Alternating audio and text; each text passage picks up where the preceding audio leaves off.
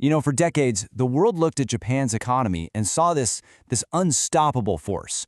But that picture, it's completely changed. So we're going to break down how this global powerhouse ended up at such a critical, and I mean critical, crossroads.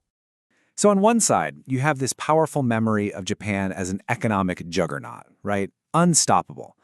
But then there's the reality of the last few decades, and it's something totally different.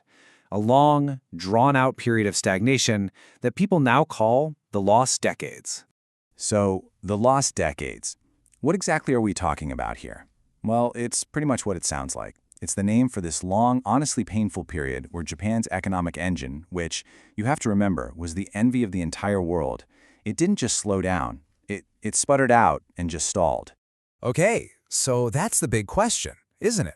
What on earth happened? I mean, how does a global powerhouse just lose its momentum for that long?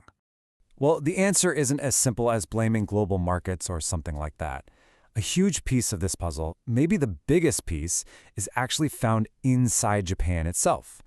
We're talking about these internal barriers that have really held it back from connecting with the rest of the world.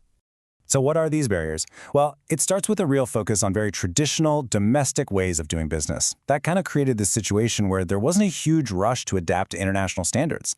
Then you add in things like lower English proficiency in a corporate culture that's been, let's just say, a bit slow to embrace the kind of innovation you get from a truly diverse global workforce.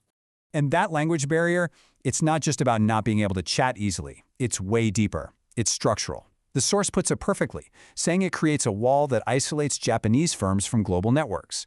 And when you're walled off like that, collaborating and competing globally becomes incredibly, incredibly difficult. Okay, and then you've got the digital revolution.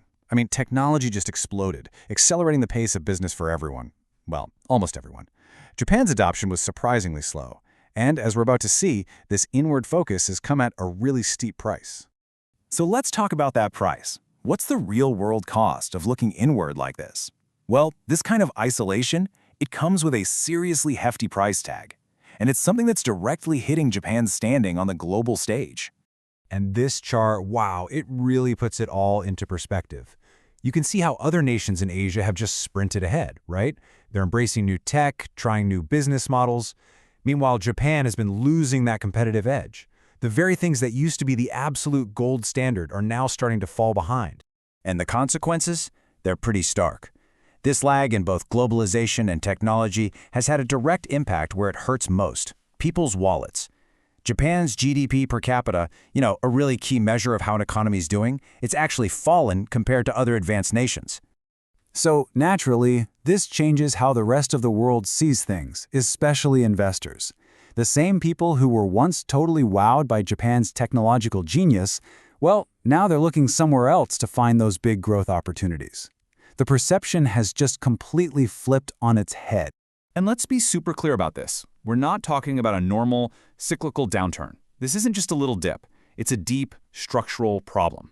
Sure, it's made worse by things like debt and demographics, but the real root cause, according to the source, is this fundamental failure to connect and integrate with the global economy. But okay, it's not all doom and gloom. There is a proposed path forward here, a potential way for Japan to get its spark back. And it all comes down to this idea of opening not just doors, but minds too. So how do they do it? Well, the roadmap laid out has 3 really big steps. First, become a truly globalized society, not just a country that exports goods. It's about mindset. Second, actively go out and bring in new talent and fresh ideas from all over the world. And third, and this one is so important, reform those unique, sometimes unspoken social rules that can make it really, really tough for outsiders to feel like they truly belong. And that goal, it's actually a deeply human one. It's all about creating an environment where talented people from anywhere on the planet can come, contribute their best work, and not feel like they're always going to be an outsider, Not feel confused by all these unwritten or exclusionary rules. Ultimately, the source makes it clear that for Japan to really thrive again, the change can't be superficial. It has to be profound. It's about so much more than just policy. As it says, it's about opening its doors and its mind to the outside world. So the stakes here are just incredibly high. The warning is that unless the country takes some pretty drastic measures, the sun might just keep on setting on its time as an economic superpower. And that really leaves us with this big, lingering question. Will Japan open its doors in time?